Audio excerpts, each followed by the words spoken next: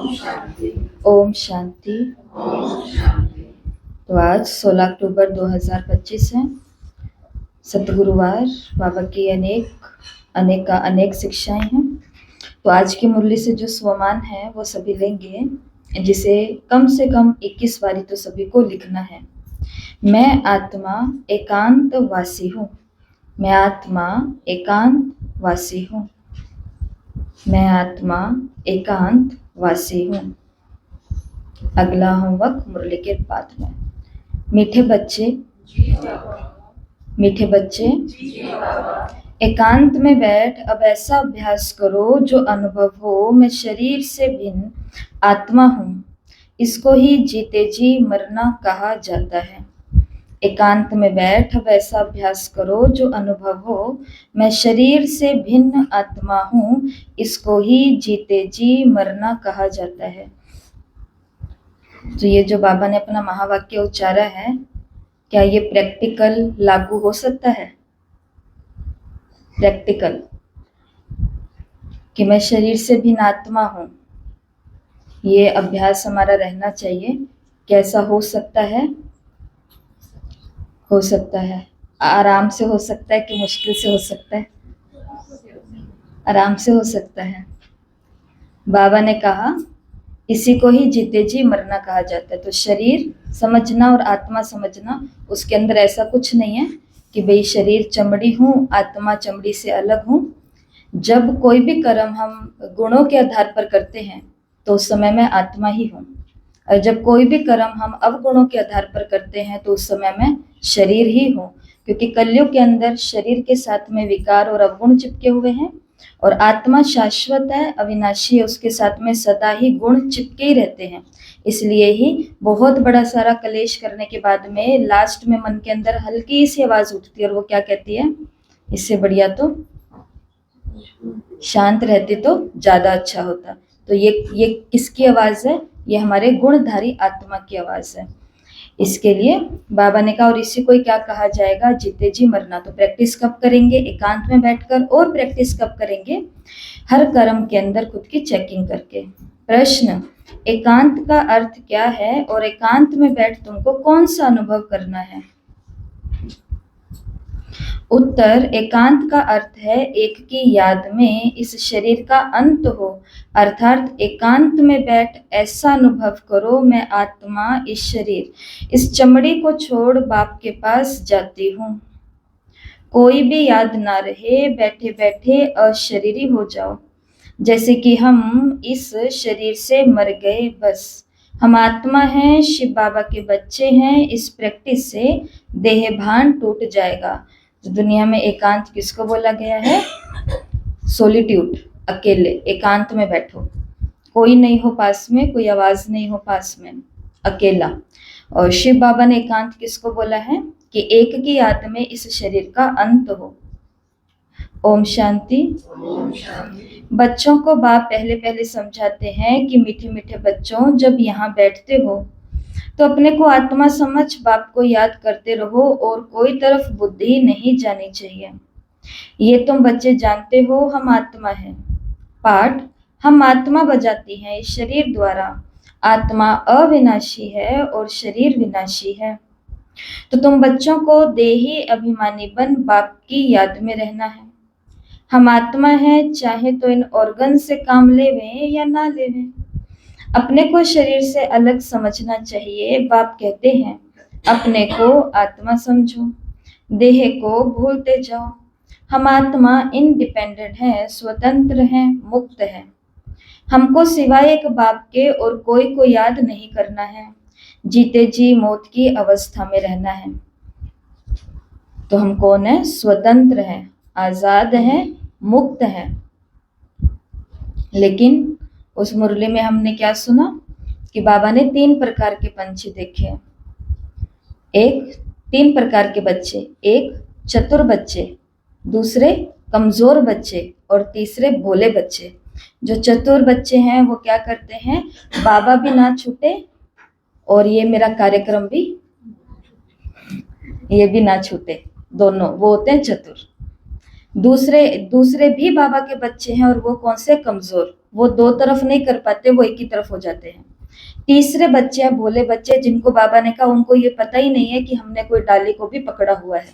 माना मैं किसी के लगाव में हूँ, मैं किसी के प्रभाव में हूँ, मैं किसी के झुकाव में हूँ, ये लगता ही नहीं है, क्योंकि वो भी किसके रूप में दिख रहा है, बाबा के रूप में या फिर सेवा के रूप में या कोई भी रूप में, तो वो कौन से हैं, भोले। इसलिए बाबा ने यहाँ पर बोला कि वास्तव में हर आत्मा पंछी जो है वो आजाद है, लेकिन आजादी मिलने के बाद भी संस्कार कैसे हैं, क्या चतुराई के हैं, कमजोरी के हैं या भोलेपन के हैं। तो इन तीनों में से अपन को कोई भी पसंद आया, कोई है ही नहीं पसंद करने लायक, तो क्यों पसंद आएगा। तो इन तीनों में से खुद को देखना है मैं कहाँ हूँ, कहीं तो हम होते हैं, है ना, वहां से खुद को निकालना। और सच में बाबा ने कहा है कि आत्मा को बाप को याद करने में शरीर से ऑर्गन्स काम में लें या नहीं लें, तो इसके लिए वो बिल्कुल स्वतंत्र है। जीते जी इसी को ही मौत की अवस्था कहा जाता है। हम आत्मा का योग रहता है अपने बाप के साथ, बाकी तो पुरानी दुनिया से घर से मर गए, कहते हैं ना, आप मुए मर गए दुनिया, अब जीते जी तो मरना ही है। हम आत्मा शिव बाबा के बच्चे हैं, शरीर का भान उड़ाते रहना चाहिए। बाप कहते हैं अपने को आत्मा समझो और मुझ बाप को याद करो, शरीर का भान छोड़ो। ये पुराना शरीर है ना, पुरानी चीज को छोड़ा जाता है ना, अपने को अशरीरी समझो। तो ये कमेंट्री चल रही है। आज का योग खुद कौन करा रहे हैं, शिव बाबा करा रहे हैं। शरीर से अलग आत्मा समझो, तो अपने को अशरीरी समझो। तुमको अभी बाप को याद करते करते बाप के पास जाना है, ऐसे करते करते फिर तुमको आदत पड़ जाएंगी। अभी तो तुमको घर जाना है, फिर इस पुरानी दुनिया को क्यों याद करें। एकांत में बैठे ऐसे अपने साथ मेहनत करनी है। भक्ति मार्ग में भी कोठरी के अंदर बैठे माला फेरते रहते, पूजा करते रहते, तुम भी एकांत में बैठ ये कोशिश करो, तो तुम्हें भी आदत पड़ जाएगी। तुमको मुख से कुछ भी बोलना नहीं है, इसमें है बुद्धि की बात। शिव बाबा तो है सिखलाने वाला, उनको तो पुरुषार्थ नहीं करना है, ये बाबा पुरुषार्थ करते हैं, वो फिर तुम बच्चों को समझाते हैं। जो निमित्त होते हैं, जो टीचर होते हैं, वो अपना पुरुषार्थ है वो शेयर करते हैं कि हम भी ऐसी परिस्थिति में ऐसा करते हैं, आप भी ऐसा कर सकते हो। तो ब्रह्मा बाबा शेयर करते हैं पुरुषार्थ कैसे करना है, बाकी शिव बाबा ना करते हैं और ना बाबा ने कहा, ऐसा कुछ अनुभव के आधार पर बताते हैं। जितना हो सके ऐसे बैठकर खुद विचार करो। अभी हमको जाना है अपने घर, इस शरीर को तो यहाँ छोड़ना है। बाप को याद करने से ही विकर्म विनाश होंगे और आयु भी बढ़ेगी। अंदर ये चिंतन चलना चाहिए, बाहर में कुछ बोलना नहीं चाहिए। उम्र बढ़ती है किससे, योग से। ये बात तो दुनियावी लोगों को भी मालूम है। दिल्ली में रहने वाला हर एक मनुष्य जो है आज अभी 2023, 24, 25 के अंदर वर्तमान समय, उनकी उम्र 10 से लेकर के 12 साल ऑटोमेटिक ही कम हो गई है।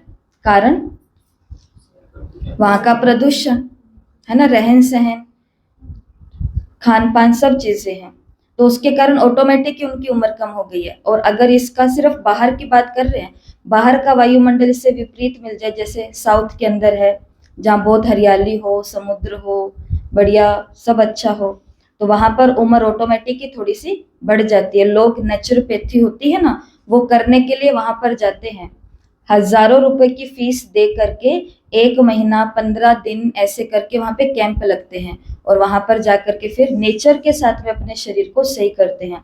ये बात है बाहर की, तो भी उम्र घटती है और बढ़ती है। और अगर बात अंदर की हो जाए तो शिव बाबा ने कहा योग से क्या होती है, आयु बढ़ेंगी। और दूसरा काम क्या होगा, विकर्म विनाश होंगे, वो शरीर के साथ में हम नहीं कर सकते हैं। तो अंदर में तुम्हारे भी ये चिंतन चलना चाहिए, बोलना कुछ भी नहीं है। भक्ति मार्ग में भी ब्रह्म तत्व या कोई शिव को याद करते हैं, परंतु वो याद कोई यथार्थ नहीं है, बाप का परिचय ही नहीं है, तो याद कैसे करें। तुमको अब बाप का परिचय मिला है, सवेरे सवेरे उठकर एकांत में बैठ अपने साथ बातें करते रहो, विचार सागर मंथन करो, बाबा को याद करो। बाबा हम अभी आया कि आया आपकी सच्ची गोद में। कौन कह रही है? कौन कह रही है? मैं आत्मा। कौन कह रही है? मैं आत्मा। तो सुबह सुबह आंख खुलने से भी पहले हम उठ तो जाते हैं ना, उसके बाद में टाइम देखते हैं, उसके बाद में सब चीजें होती है। तो बाबा ने कहा सुबह सुबह उठकर विचार सागर मंथन करो, बाबा अभी हम आया कि आया आपकी सच्ची गोद में। वो है रूहानी गोद, तो ऐसी ऐसी बातें अपने साथ करनी चाहिए। बाबा आया हुआ है, बाबा कल्प कल्प आकर के हमको राजयोग सिखलाते हैं। बाप कहते हैं मुझे याद करो और चक्र को याद करो, स्वदर्शन चक्रधारी बनना है। बाप में ही सारा ज्ञान है ना चक्र का, वो फिर तुम्हें देते हैं। तुमको त्रिकालदर्शी बना रहे हैं। तो पहले बाबा ने कहा तुमको अपने को शरीर नहीं समझना है, आत्मा समझना है। फिर बाबा ने कहा तुमको एकांत में शिव बाबा को याद करना, और अब बाबा ने कहा साथ में चक्कर भी फिराना है। चक्कर क्यों?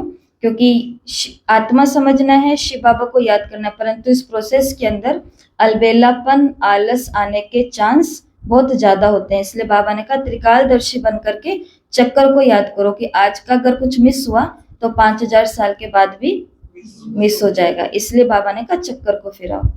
माना त्रिकालदर्शी, तीनों कालों अर्थात आदि मध्य अंत को तुम जानते हो। बाप है परम आत्मा, उनको शरीर तो है नहीं। अब इस शरीर में बैठ तुमको समझाते हैं, ये वंडरफुल बात है। भागीरथ पर विराजमान होंगे तो जरूर दूसरी आत्मा है। बहुत जन्मों के अंत का जन्म इनका है। नंबर 1 पावन, वही फिर नंबर 1 पतित बनते हैं। वो अपने को भगवान विष्णु आदि नहीं कहते हैं। यहाँ एक ही आत्मा पावन नहीं है, सब पतित ही हैं। तो बाबा बच्चों को समझाते हैं ऐसे ऐसे विचार सागर मंथन करो, इससे तुमको खुशी भी होगी। इसमें एकांत भी जरूर चाहिए। एक की याद में शरीर का अंत होता है, इसको कहा जाता है एकांत। ये चमड़ी छूट जाएगी। सन्यासी भी ब्रह्म की याद में व तत्व की याद में रहते हैं, तो उनको याद करते करते शरीर छूट जाता है। स्वामी विवेकानंद के गुरु रामकृष्ण परमहंस अपने रूम में ऊपर आश्रम में लेटे हुए हैं और बुलाते हैं, और बुला करके क्या बोलते हैं कि ये खिड़की खोल दो। वो बोलते पर बाहर तो ठंडी हवा है, खिड़की किस लिए खोलनी है? वो कहते हैं कि नहीं खोल दो, और बस खिड़की खुलती है और कहते हैं सबको बुला लो जितने भी शिष्य हैं विवेकानंद सहित। तो सब आ जाते हैं, बस उनके आगे आके खड़े होते हैं, और इतने में आत्मा मुक्त हो जाती है। और उस समय विवेकानंद को साक्षात्कार होता है कि उनके आत्मा पहले यहाँ से अंगूठे तक गई, अंगूठे से निकल करके यहाँ से निकल करके मेरे अंदर प्रवेश हो गई। माना वो कर्तव्य, वो जिम्मेवारी की बात थी, पर उनको ऐसा साक्षात्कार हुआ। तो बाबा ने कहा जो तत्व की या ब्रह्म की भी याद में होते हैं, वो भी ऐसे रहते रहते उसी भान में शरीर छोड़ देते हैं। बस हमको ब्रह्म में लीन होना है। ऐसे बैठ जाते हैं तपस्या में और बैठे बैठे शरीर छोड़ देते हैं। जैन धर्म में ये एक बहुत बड़ी स्टेज है जहाँ पर आत्मा खुद फिक्स करती है कि अब मेरे को शरीर छोड़ना है, और जैसे वो फिक्स करते हैं उस दिन से उनके घर के अंदर धर्म ध्यान शुरू हो जाता है। लोग आना, भजन कीर्तन समाइक और ये सब स्टार्ट हो जाते हैं, और आत्मा शरीर छोड़ती है। भक्ति में तो मनुष्य बहुत धक्के खाते हैं, इसमें धक्के खाने की कोई बातें नहीं है। याद में रहना है बस, पिछाड़ी में और कोई भी याद ना आए, ग्रस्त व्यवहार में तो रहना ही है। बाकी टाइम निकालना है। स्टूडेंट को पढ़ाई का शौक होता है ना, तो ये पढ़ाई है। अपने को आत्मा ना समझने से फिर बाप, टीचर, गुरु सबको भूल जाते हैं। एकांत में बैठ ऐसे ऐसे विचार करो। गृहस्थी घर में तो वाइब्रेशन ठीक नहीं रहता है। अगर अलग प्रबंध है तो कोठरी में एकांत में बैठ जाओ। माताओं को दिन में भी टाइम मिलता है, बच्चे आदि स्कूल चले जाते हैं। जितना टाइम मिले यही कोशिश करती रहो। तुमको तो एक घर है, इस बाप को तो कितने ढेर की ढेर दुकान है, और ही वृद्धि होती जा रही है। कौन से बाप को? ब्रह्मा बाबा को। लेकिन बाबा से बोल सकते हैं कि काम बहुत है, बाबा को याद करने का टाइम नहीं मिलता है। एक बच्ची आई और मैंने उसको बोला कि ये तुम्हारी 10 प्रॉब्लम्स तुमने सुनाई है और इसके आगे ये 1000 भी हो गई किसी दिन, तो भी सॉल्यूशन केवल एक ही है कि बाबा के पास आओ, 10 मिनट तुम बैठो कहते। और उसने सच्ची बात बोली। कॉलेज की बच्ची है, उसने बोला कि दीदी जब आप हमेशा ऐसे बोलते हो ना तो मुझे लगता है वो जो 10 मिनट है ना मैं जो बैठूंगी कहीं वो मेरा टाइम वेस्ट तो नहीं होगा, इससे बढ़िया मैं 2 पन्ने पढ़ लूं। तो ये भी कौन करता है बीच में? माया करती है। तो मैंने उसको बोला फोन तो नहीं चलाते हो ना पूरा दिन आप? कहते हंसने लगे, उसको पता चल गया कि दीदी क्या कह रहे हैं। तो टाइम वेस्ट सच में जहाँ हो रहा है वहां हमको महसूस भी नहीं होता कि हमारे 5-5 मिनट करके कितना सारा टाइम हो गया। और जहां पर हमारी बैटरी चार्ज होनी है कल की मुरली, तो वहां पर कभी कभी ऐसा लग सकता है। इसलिए बाबा ने कहा कि जिसको बहुत दुकानें हैं और वृद्धि भी होती जा रही है वो भी ऐसा कर सकते हैं, तो एक घर में रहने वालों को भी ऐसा प्रबंध जरूर करना है। मनुष्य को तो धंधे आदि की चिंता होती है तो उनकी तो नींद ही फिट जाती है। तो ये भी व्यापार है ना, कितना बड़ा श्राप है, कितना बड़ा मट्टा सट्टा करते हैं, पुराने शरीर आदि लेकर नया देते हैं, सबको रास्ता बताते हैं, ये भी धंधा उनको करना है।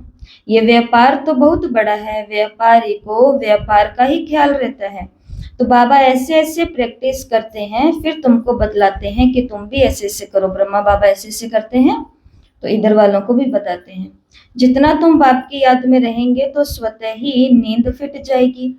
कमाई में आत्मा को बहुत मजा आएगा। कमाई के लिए मनुष्य रात को भी जागते हैं।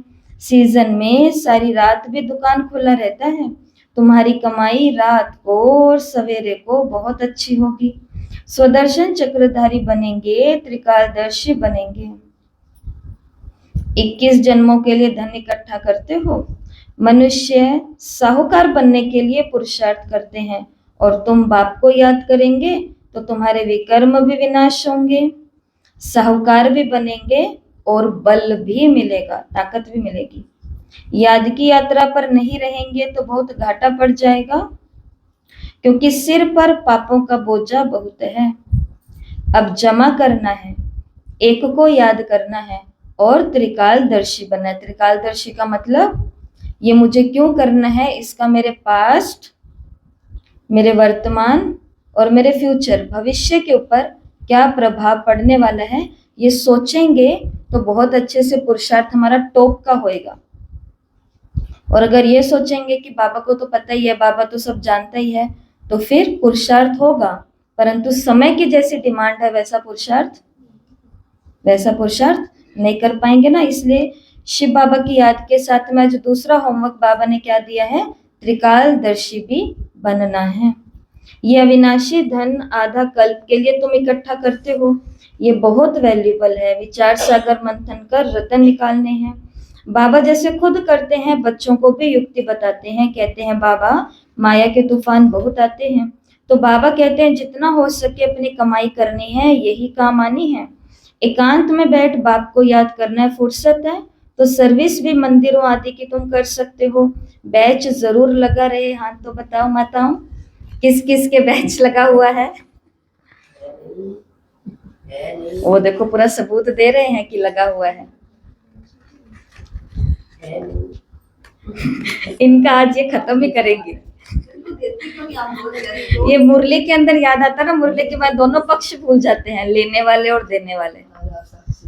आज कमलेश बहन को करवा के जाना ये वाला काम।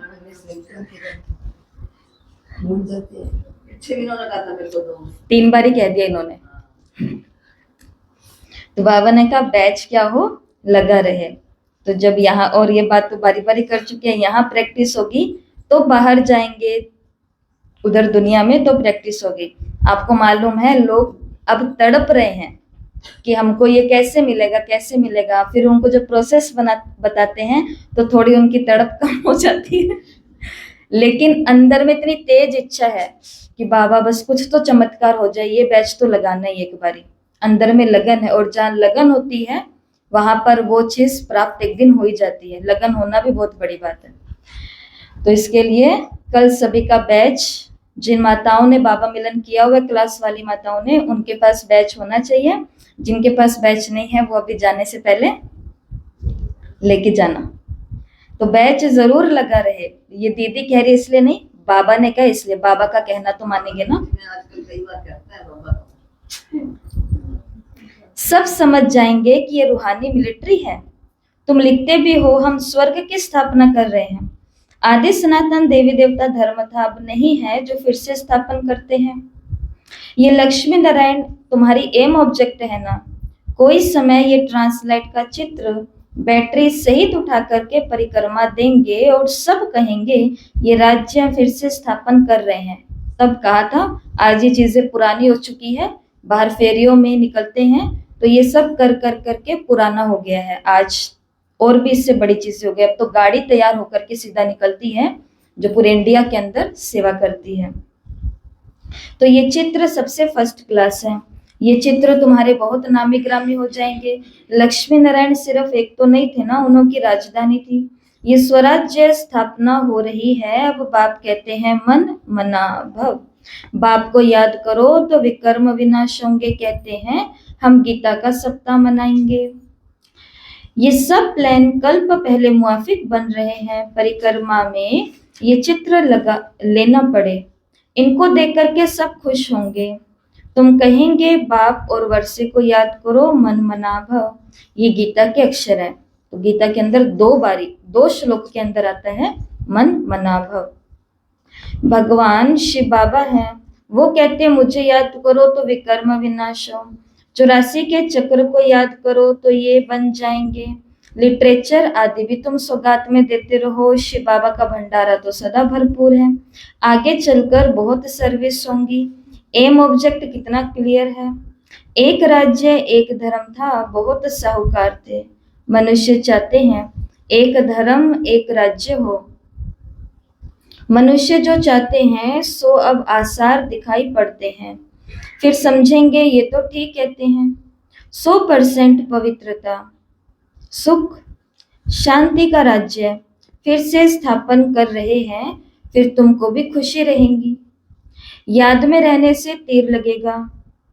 शांति में रहे थोड़े अक्षर ही बोलने हैं, जास्ती आवाज नहीं। गीत कविताएं आदि कुछ भी बाबा पसंद नहीं करते। बाहर वाले मनुष्यों से रीस नहीं करनी है। तुम्हारी बात और है। अब इस बात को पकड़ भी नहीं लेना है। कई इस बात को पकड़ लेते हैं, फिर फंक्शन प्रोग्राम आदि होते हैं तो फिर ऐसे हो जाते कि अरे बाबा ने तो कहा ही है कि नाचना कूदना गीत कविताएं बाबा को पसंद नहीं है। जब बाबा बात कर रहे हैं प्रदर्शनी की, वहां पर हम बाहर शोर करते करते नहीं जा सकते हैं, गीत कविता सुनाते सुनाते। इसलिए आपको बार बार हर दिन समझाया जा रहा है मुरली की टोन क्या चल रही है।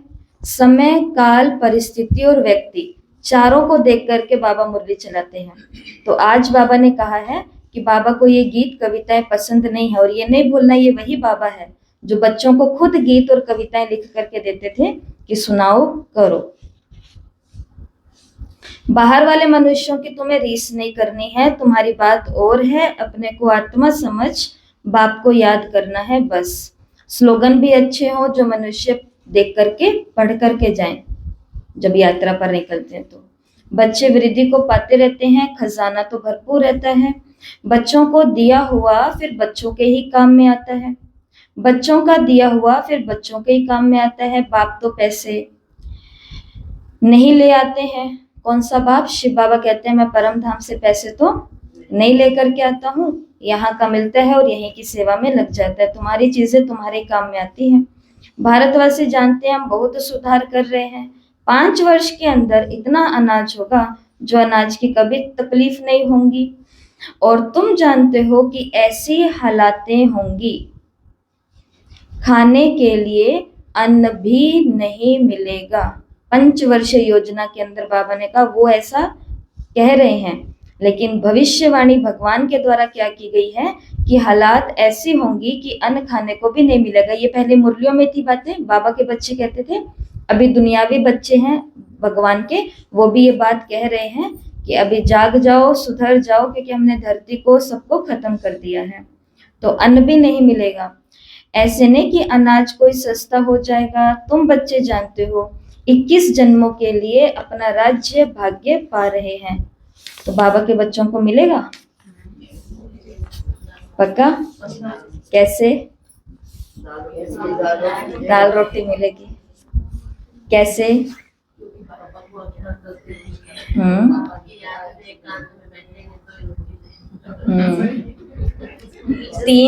तीन आपको चीजें बताई थी ना, वो भी हमने अपने चिंतन से या किसी और के चिंतन से नहीं बताई थी। अव्यक्त बाप दादा का ही एक क्लिप आया हुआ है एक मिलन का, तो उसके अंदर बाबा ने क्या बताया कि मेरे हर उस बच्चे को लास्ट तक दाल रोटी मिलेगी। और बाबा ने क्लियर किया कि 2 सब्जी नहीं मिलेगी, दाल रोटी मिलेगी। एक सब्जी भी नहीं मिलेगी, दाल रोटी मिलेगी।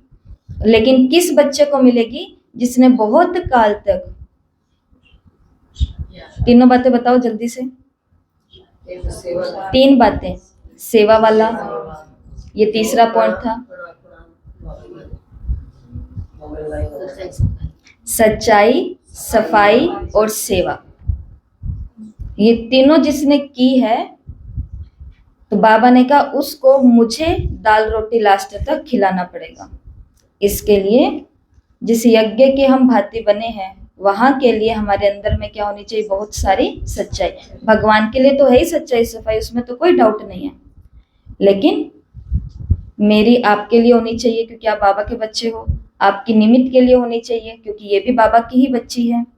तो जब हमारे अंदर इतनी पारदर्शिता हो जाएगी, क्या बोलते हैं, आर पार सब दिखाई दे रहा है ना, दिल इतने साफ होंगे, इतनी सच्चाई होगी, और सेवाएं हम दोनों कर रहे होंगे। हमारे पास जो है हम वो सेवा कर रहे होंगे, योग ज्ञान आदि आदि।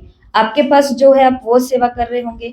तो जब इतने सुंदर तरीके से भगवान का कोई कार्य चल रहा होगा, तो उस एक आत्मा को क्या, उस स्थान पर रहने वालों को, किसी को भी बाबा दाल रोटी की कमी नहीं पड़ने देगा। तो बाबा ने, और एक मुरली चली थी उस बड़े घर में, हमने सुनी थी। उस मुरली में बाबा ने कहा था कि तुम मेरे ऊपर कर्जा चढ़ाओ रोज। तो ये जो रोज हमारा आना है, रोज हमारा कुछ ना कुछ दान दक्षिणा पुण्य करना है, ये रोज हम शिव बाबा पर क्या चढ़ा के जा रहे हैं? कर्जा चढ़ा के जा रहे हैं। तो उसको इतना कर्जदार बना दो कि उसको हमारा सब कुछ करना पड़े। ऐसा ये उस मुरली के अंदर आया था, आपको याद भी होगी। तो शिव बाबा ने कहा कि तुम यहाँ जो करते हो उससे 21 जन्म के लिए अपना ही राज्य भाग्य पा रहे हो। ये थोड़ी बहुत तकलीफ तो सहन करनी पड़ेगी, थोड़ी बहुत तकलीफें हैं वो तो सहन करनी पड़ेगी। कहा जाता है खुशी जैसी खुराक नहीं, अतीन्द्रिय सुख गोप गोपियों का ही गाया हुआ है। ढेर बच्चे हो जाएंगे, जो भी सैंपलिंग वाले होंगे वो आते रहेंगे। झाड़ यहाँ ही बढ़ना है, स्थापना हो रही है। और धर्मों में ऐसा नहीं होता है, वो तो ऊपर से आते हैं। ये तो जैसे कि झाड़ स्थापन हुआ पड़ा है, इसमें फिर नंबरवार आते जाएंगे, वृद्धि को पाते जाएंगे। तकलीफ कुछ भी नहीं है, उनको तो ऊपर से आकर के पाठ बजाना है। इसमें महिमा की क्या बात? धर्म स्थापक के पिछाड़ी आते रहते हैं, वो शिक्षा देंगे क्या सदगति की? नहीं, कुछ भी नहीं। यहाँ तो बाप भविष्य देवी देवता धर्म की स्थापना कर रहे हैं। संगम पर नया सैंपलिंग लगाते हैं। पहले पौधों को गमलों में लगाकर फिर नीचे लगा देते हैं, वृद्धि हो जाती है। तुम भी अब पौधा लगा रहे हो, फिर सतयुग में वृद्धि को पाए राज्य भाग्य पाएंगे। तुम नई दुनिया की स्थापना कर रहे हो। तो देखो, अगर गमले तक रहेंगे तो सीमित रहेंगे, इतने ही रहेंगे, बस हाइट इतनी रहेगी। लेकिन अगर जमीन के अंदर डल गया वही पौधा तो वट वृक्ष बन भी सकता है, वो इतना ऊंचा जाएगा। इसलिए बाबा ने कहा विस्तार करो, अपना राज्य भाग्य कमाओ। तुम समझते हो अर्जुन, कलयुग में बहुत वर्ष, मनुष्य समझते हैं अर्जुन, कलयुग में बहुत वर्ष पड़े हैं, क्योंकि शास्त्रों में लाखों वर्ष दिखा दिए हैं। समझते हैं कलयुग में भी 40,000 वर्ष पड़े हैं, फिर बाप आकर के नई दुनिया स्थापन करेंगे। कई समझते हैं ये वही महाभारत लड़ाई है, गीता का भगवान जरूर होगा। तुम बतलाते हो श्री कृष्ण तो था नहीं, बाप ने समझाया है श्री कृष्ण तो 84 जन्म लेते हैं, एक फीचर्स ना मिले दूसरे से। तो यहाँ फिर श्री कृष्ण कैसे आएंगे? कोई भी इन बातों पर विचार नहीं करते। तुम समझते हो श्री कृष्ण स्वर्ग का प्रिंस, वो फिर द्वापर में कहां से आएगा? इन लक्ष्मी नारायण के चित्रों को देखने से समझ में आ जाता कि शिव बाबा ये वर्षा दे रहे हैं, सत्युग की स्थापना करने वाला बाप है। ये गोला झाड़ आदि के चित्र कम थोड़े ही हैं। एक दिन तुम्हारे पास सब चित्र ट्रांसलाइट के बन जाएंगे और वो दिन आज आ चुका है। हर एक सेवा केंद्र पर जो चित्र होते हैं वो ट्रांसलाइट के होते हैं, सारे चित्र ट्रांसलाइट के होते हैं। सब कहेंगे हमको ऐसे चित्र चाहिए। इन चित्रों के फिर ये चित्र ही फिर विहंग मार्ग की सर्विस करेंगे। तुम्हारे पास बच्चे इतने आएंगे जो तुम्हें फुर्सती नहीं रहेगी, ढेर आएंगे, बहुत खुशी रहेंगी। दिन प्रतिदिन तुम्हारा फोर्स बढ़ता जाएगा। ड्रामा अनुसार जो फूल बनने वाले होंगे उनको टच होगा और वहां बैठे बैठे कहाँ आ जाएंगे, यहाँ आ जाएंगे। ऐसी ऐसी आत्माएं देखो बाबा के घरों तक पहुंच रही। ये तो अनुभव हम अपनी इन्हीं आंखों से वर्तमान समय में कर रहे हैं कि ढूंढती हैं वो किन को, फोन में मिल जाते हैं कौन और पहुंच जाती है कहाँ ऑटोमेटिकली। और ऐसा लग रहा है कि बाबा पूरा तैयार करके इनको यहाँ पर भेज रहा है। उन लोगों को अपने आप टच होगा। तुम बच्चों को ऐसे नहीं कहना पड़ेगा कि बाबा इनकी बुद्धि को टच करो। टच कोई बाबा थोड़े करते हैं, समय पर आपे ही टच हो जाएगा। बाबा तो रास्ता बताएंगे ना। बहुत बच्चियां लिखती हैं, क्या लिखती हैं बच्चियां? बाबा टच करने की बात कर रहे हैं कि बाबा इनकी बुद्धि को टच करो। तो समझ गए ना कि बच्चियां क्या लिखती हैं बाबा को?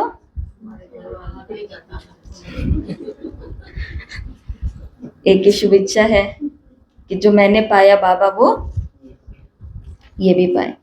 बहुत बच्चियां लिखती हैं हमारे पति की बुद्धि को टच करो बाबा। शिव बाबा ने कहा अगर ऐसे सबकी बुद्धि को टच करेंगे तो सब एक साथ ही स्वर्ग में इकट्ठे हो जाएंगे। बाबा चालाकों का बाप है तो वो चतुर सुजान है। इसलिए बाबा ने अव्यक्त मुरली में क्या शिक्षा दी है कि तुम्हारे पीछे हैं तुम्हारे ये वंशज, ये जो हमारे घर में चाहे पत्नी पति बड़ा छोटा जो भी रिश्ता बन के आया है, बाबा ने कहा तुम्हारे ये वंशज हैं। तुम ऐसे होंगे तो ये ऐसे होंगे और तुम ऐसे होंगे तो ये ऐसे होंगे। सुनी ना मुरली? बाबा ने कहा कि तुम्हारी बुद्धि भटकेगी, तुम्हारे सारे ये वंशज भटकना शुरू कर देंगे। कभी इन देवता के पास, कभी इन देवता के पास, कभी इन देवता के पास। क्यों? क्योंकि जो इष्ट देवी है संगम पर उसकी बुद्धि भटक रही है।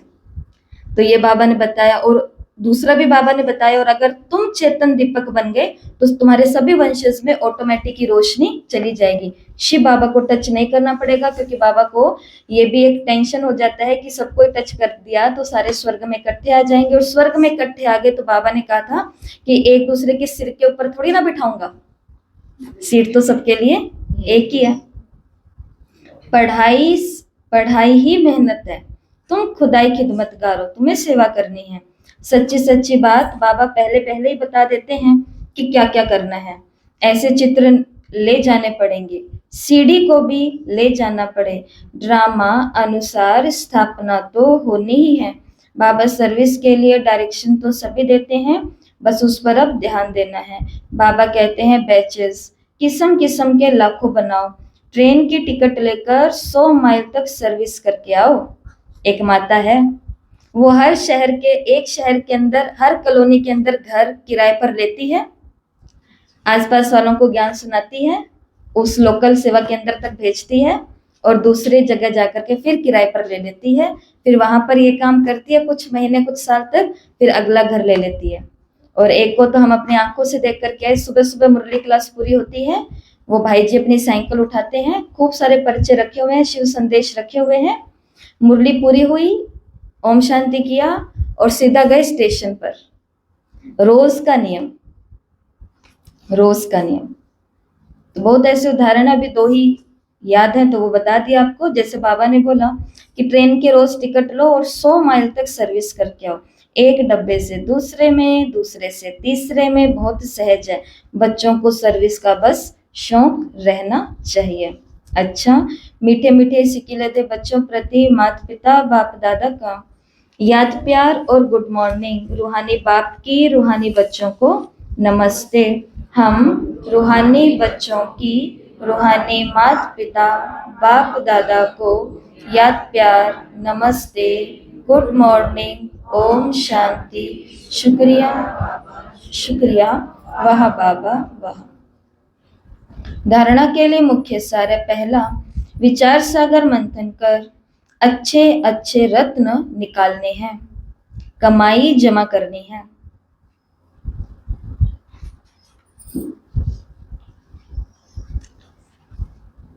सच्चा सच्चा खुदाई खिदमतगार बन सेवा करनी है, सच्चा सच्चा खुदाई खिदमतगार बन सेवा करनी है।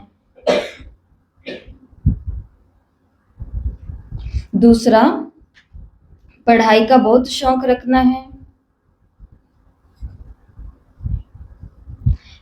जब भी समय मिले एकांत में चले जाना है। पढ़ाई का बहुत शौक रखना है, जब भी समय मिले एकांत में चले जाना है। ऐसा अभ्यास हो जो जीते जी इस शरीर से मरे हुए हैं, इस स्टेज का अनुभव होता रहे, देह का भान भी भूल जाएं। वरदान, अपने मूल संस्कारों के परिवर्तन द्वारा